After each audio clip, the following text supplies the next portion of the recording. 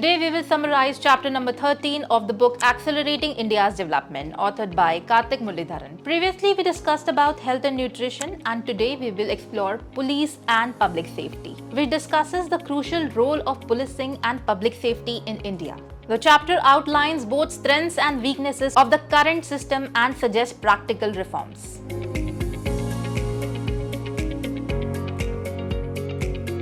The police play a vital role in maintaining law and order, which is fundamental for societal welfare and economic growth. Despite some success in controlling crime, the policing system often fails to protect individual rights and sometimes violates them, reflecting characteristics of a security state more than a democracy. This chapter identifies significant challenges in the Indian police system, such as underfunding, understaffing, poor training, and inadequate equipment. These issues lead to excessive force and human rights violations.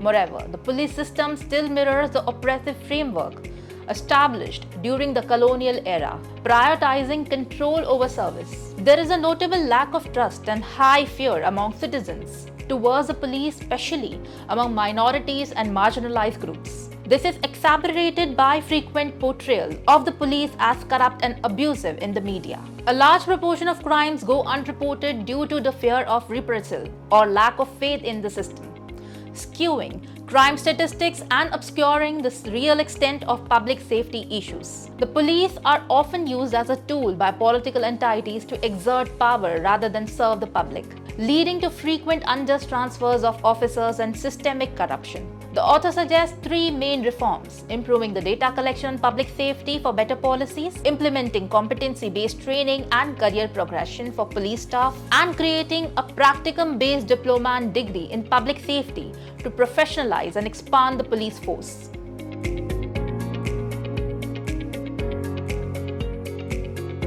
Indian policing has improved over time, particularly since the late 1990s, showing a decline in the violence including homicides, riots, and terrorism, attributed partly to enhanced policing capabilities and increased investment in security.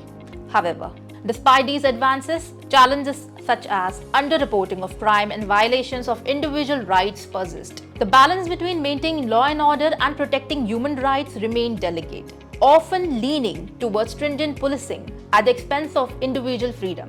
The high number of custodial deaths and reports of police abuse underscore these issues.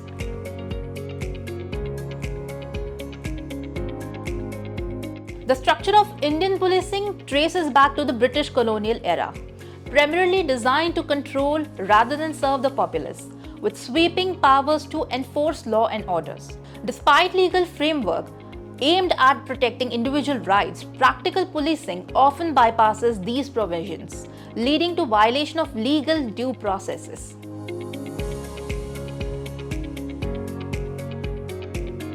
Police funding is significantly low, leading to shortages in personnel and resources, which in turn causes extensive workload and stress among police officers. This environment contributes to the prevalent abuse of power and poor mental health within the force.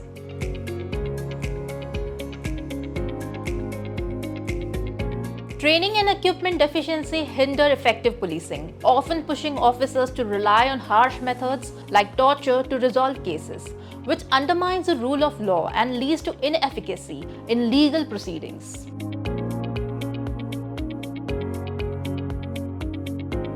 Representation within the police force is inadequate, impacting the quality of policing and weakening community relations, particularly in under-policed rural areas.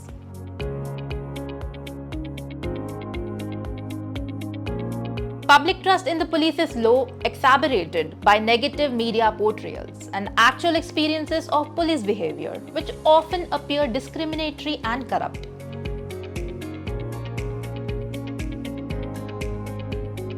Low trust in the police and fear of retribution or procedural entanglement leads to a high rate of crime underreporting, skewing official statistics.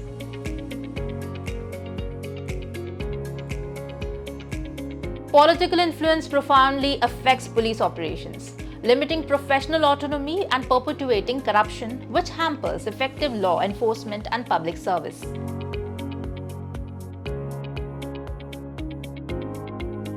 The issue of unimplemented police reforms in India is significant.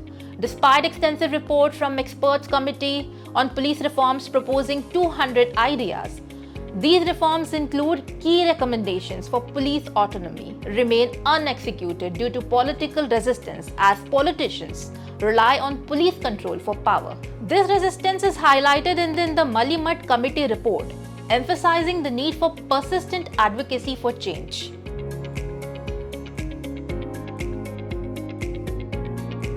Addressing the gap in crime data, it's proposed to integrate public safety metrics into annual cost-effective household surveys. This would capture data directly from citizens, offering a clear picture of crime and safety perceptions unaffected by underreporting, thereby improving police accountability and policy making.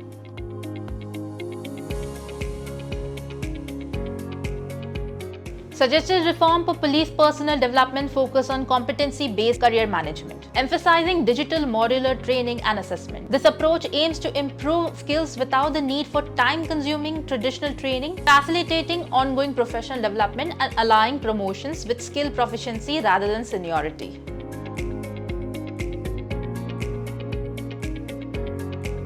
To address staffing and capability issues, a practicum-based diploma and degree are proposed, blending theoretical education and practical training in police stations. This approach aims to enhance the quality and community engagement of police personnel, potentially increasing female staff representation and align training outcomes with real-world policing needs.